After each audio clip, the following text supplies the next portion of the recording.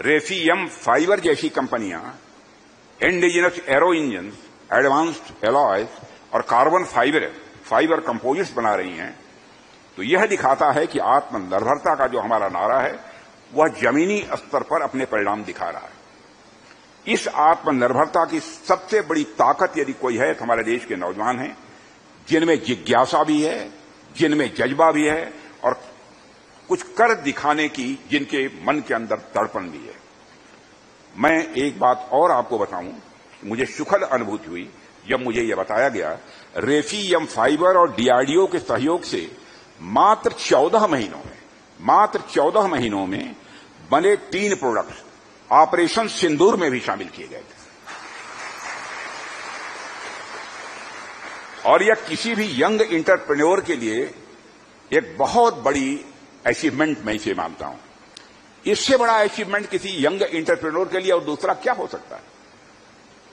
और यह इस बात का परिणाम है कि भारत अब तकनीकी दृष्टि से किसी भी देश से पीछे नहीं है। मैंने कह दिया कि नहीं है, कोशिश नहीं कर रहे हैं, नहीं है। ऑपरेशन सिंदूर के दौरान भी हम सबने देखा, ऑपरेशन सिंदूर के दौरान में भी हम सबने देखा, जब संकल्प, साहस और विज्ञान जब तीनों एक साथ मिलते हैं दोस्तों, तो असंभव भी संभव हो जाता है। ऑपरेशन सिंदूर की जब बात आई तो हमारी सेनाओं के शौर्य का जिक्र भला कैसे नहीं होगा।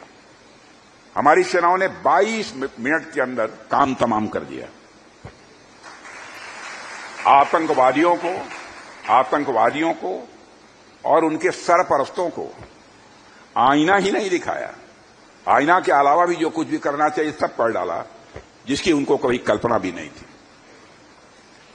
और साथियों, ऑपरेशन सिंदूर अगर एक तरफ हमारे सेना के जवानों की वीरता की कहानी है, तो वहीं दूसरी तरफ आत्मनिर्भर भारत और हमारे वैज्ञानिकों और युवाओं के इनोवेशन यानी नवाचार की भी कहानी है।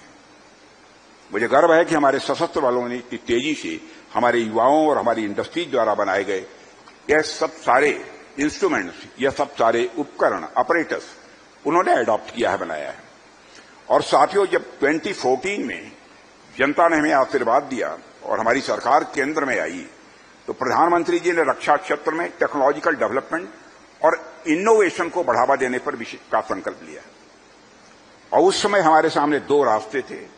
एक रास्ता था कि हम केवल उन्हीं बड़ी कंपनियों पर निर्भर रहें जो परंपरागत रूप से डिफेंस सेक्टर में काम करती रही हैं, और दूसरा रास्ता यह था कि हम नए विचारों और नई ऊर्जा से भरे हुए उद्यमियों जैसे विशाल मिश्रा, विकास मिश्रा, इन्हें क्षेत्र में हम आने का अवसर दें।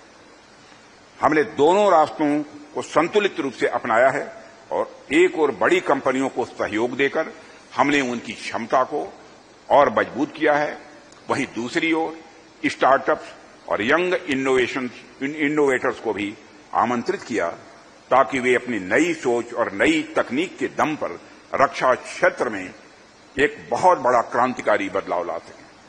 और इसी दिशा में हमने टेक्नोलॉजी डेवलपमेंट फंड भी शुरू किया है, नेशनल रिसर्च फाउंडेशन की स्थापना की है और डीआरडीओ व अन्य रिसर्च ऑर्गेनाइजेशंस को नए संसाधन और सहयोग भी दिया है।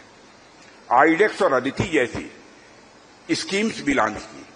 मैं इन सब सारी चीजों की चर्चा इसलिए कर रहा हूं कि यहां पर हमारे इंजीनियर्स और बहुत सारे ऐसे इनोवेटर्स भी बैठे हैं जो काम कर रहे हैं।